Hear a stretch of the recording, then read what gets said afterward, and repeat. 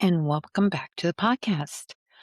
So, this week has been kind of, let's just say, surreal for me. Last week, I talked about how we had to make a decision to put down one of our dogs because he was suffering so much, and how really, you know, through the sadness, but also to celebrate his life.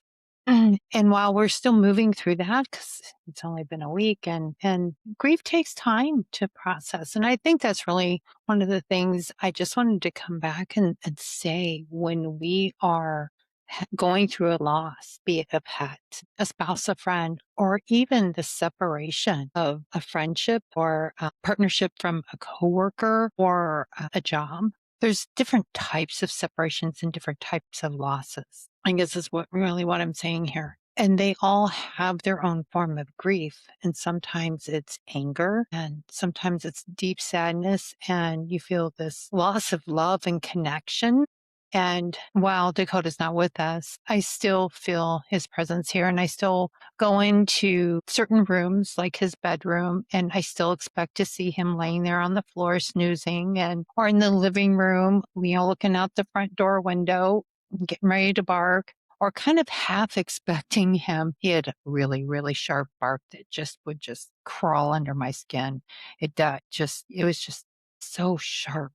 But anyway, he would have that type of bark when the water bowl was still half full. And he's saying, I need more water and I need it now. And I'm not going to stop barking until I get it.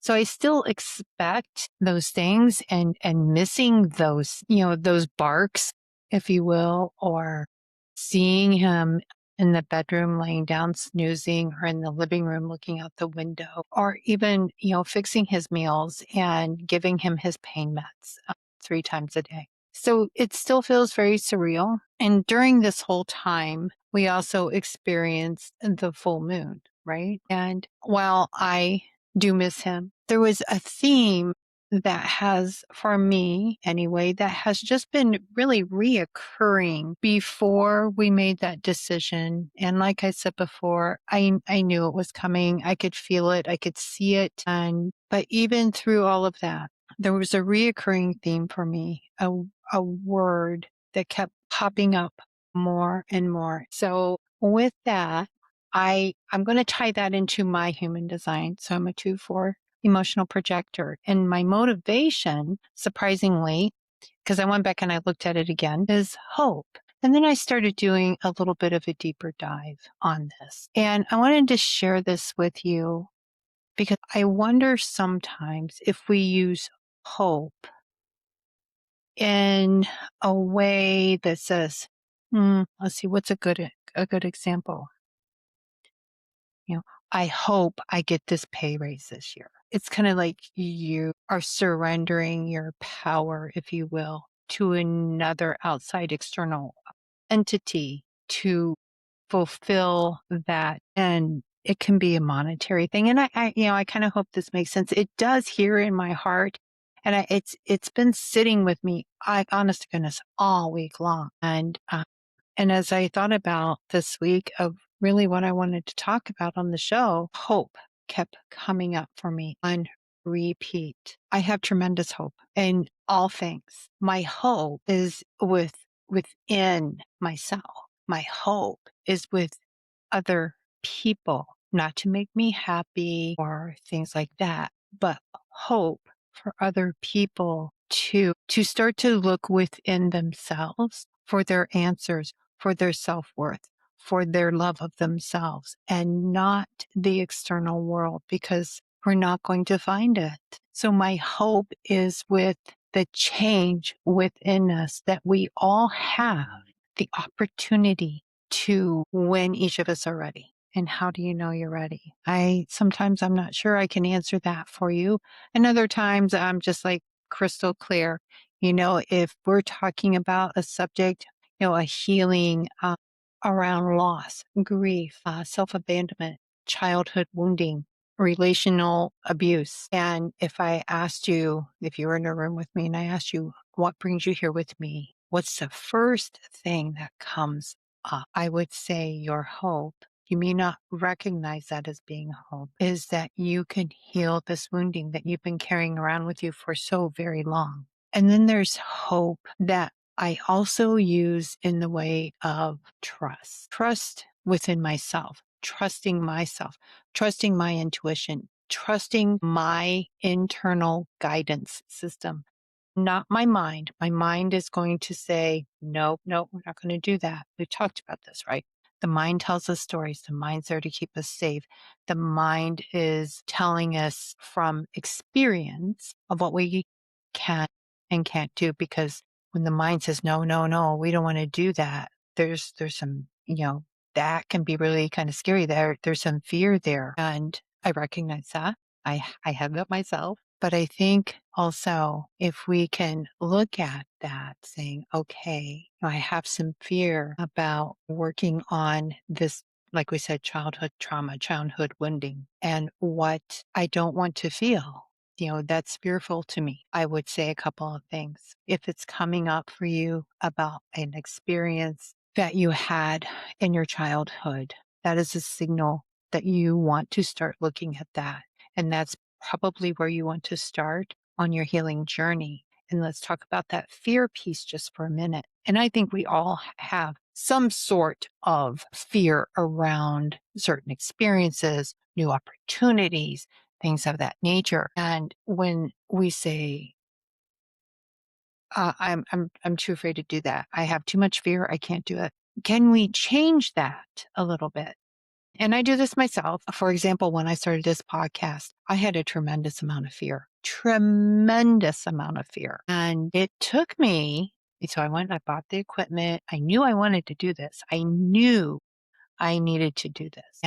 But there was still that piece of fear, and it was stopping me. It was like right here, and it's saying, Terry, you cannot go over this threshold, because this is just too much. It's too scary. We have a lot of fear around this. And this was my mind telling me this. And it stopped me from, I put the podcast out, started last November. Gosh, hard to believe it's been almost 7 months. And anyway, I got to the point where I had to say, yes, there is some fear. I have some fear there, but I need to lean into it.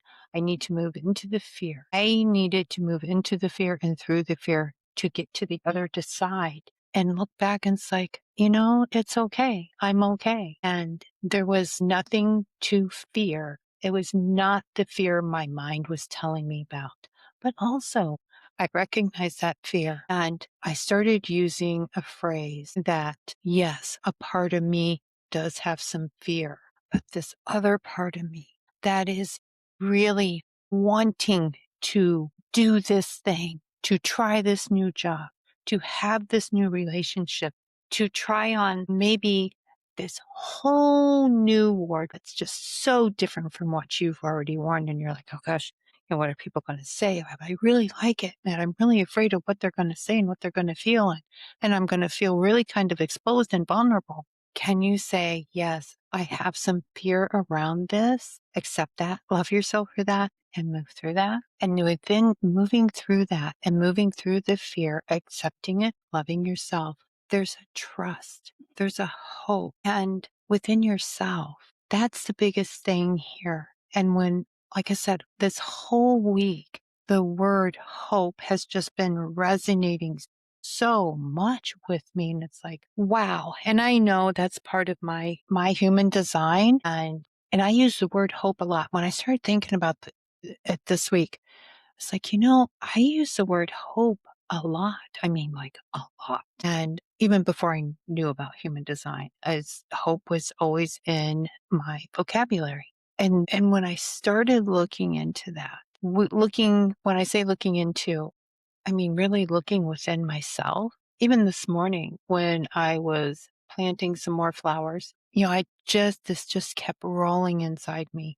There's hope, and I have trust in myself. I have hope and trust that as I will continue to move through the grief of losing Dakota last week, but there is that hope and trust of this deep, deep, deep love that I had for him and still have, but it also revealed one more piece that I really do have a deep trust and a deep hope within myself to be more, to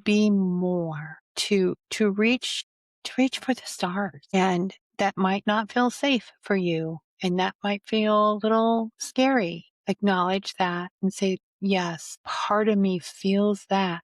But this other part of me, it feels so bright and something I want so much. So which is going to, I don't want to say when, which is going to be the word you listen to? The hope and the trust over here to go and do the thing you want so very much, or the fear that might stop you because it feels uncomfortable, because you may have fear that someone will judge you. Or are you judging yourself and you are putting that out to the world and they are reflecting that back to you? That's something to think about.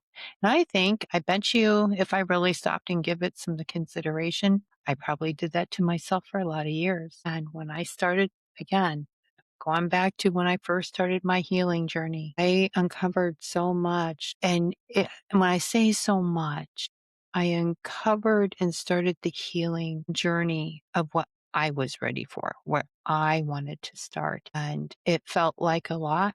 And I think it was a lot, but I've kept going because as I move day to day, week to week, full moon to full moon, are new experiences and new people. And as I continue to work on myself, to help others work on themselves, that just continues to bring about a whole new person within me that I don't need external validation.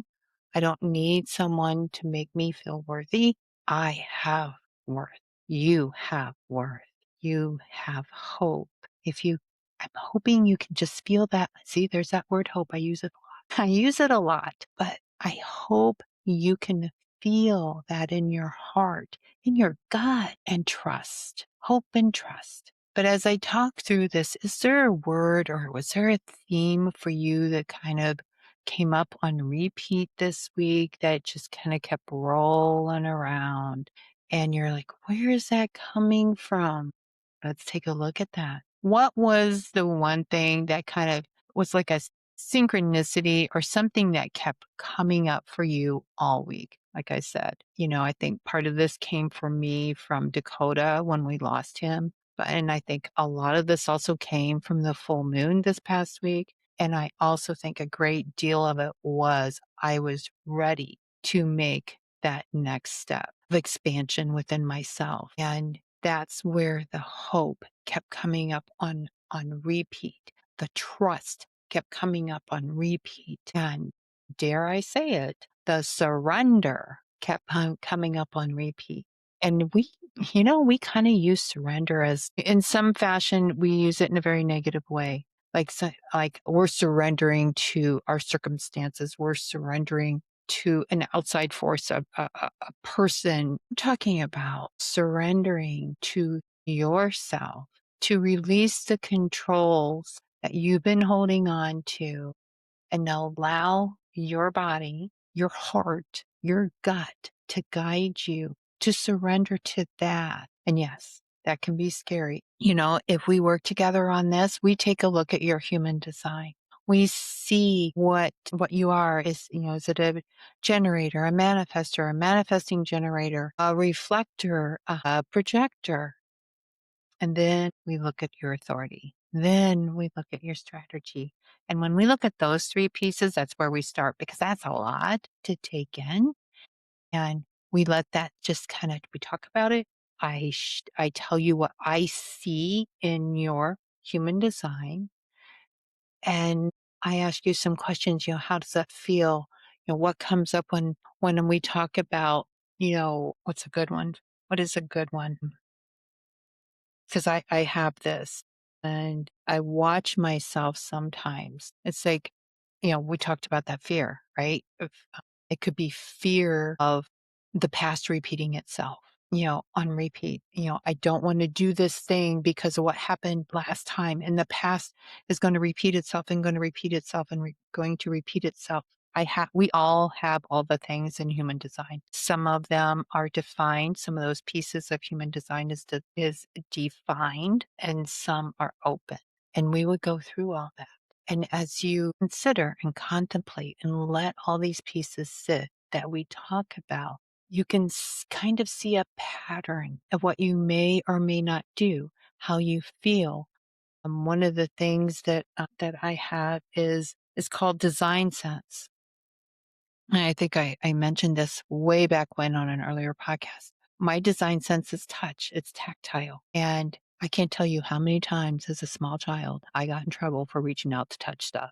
And I still do that. And when I saw that, when I first didn't have my human design read and I saw that, it's like, okay, that's why I always want to touch things. Like everything I see, I want to touch it. And generally I do because I'm an adult now. I'm not a child and I can touch things. Anyway, yeah, it's human design is so much. It also helps us understand how you're wired. It's helped me tremendously to understand how I'm wired. And it has also, I will say, helped me a great deal within my healing when I started understanding how I was wired. And that all the healing and everything I did prior to learning about human design, prior to having my chart read, I still felt this gap that something was missing, something was off. I couldn't define it. I couldn't touch it.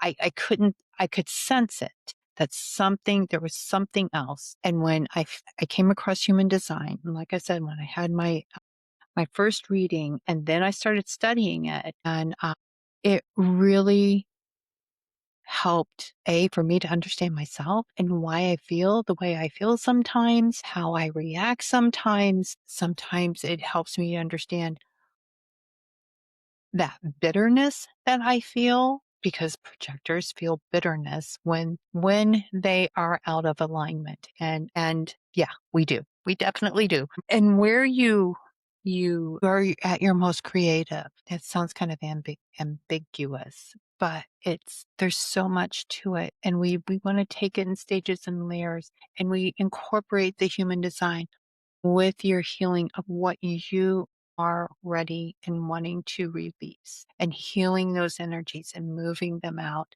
But the human design, it brings in another layer of you being able to understand you. You can get the reports, you can do all the things and you can read through them. And I have, but I will tell you what I got the most out of is when I had someone read my design read my design. And I've had them done several different times and each person does it differently and they pick up different things. And then I've had someone read my design more than once and each time it was just a little different because they saw something different in that moment. So it just was all over the mulberry bush on that. You know, I started out around hope and trust and surrender and that's just still very heavy in me. And I swung it into human design. Gosh, that's what I do sometimes. That's what I do. But it also, for me, it makes sense because I have that motivation of hope. And that is a driver for me. It is such a driver. And when I saw the motivation of hope, and it's probably been a little over a year or so, everything took another shift. Everything kind of clicked a little bit more into place. And it's like, yeah, I do that. I do that a lot.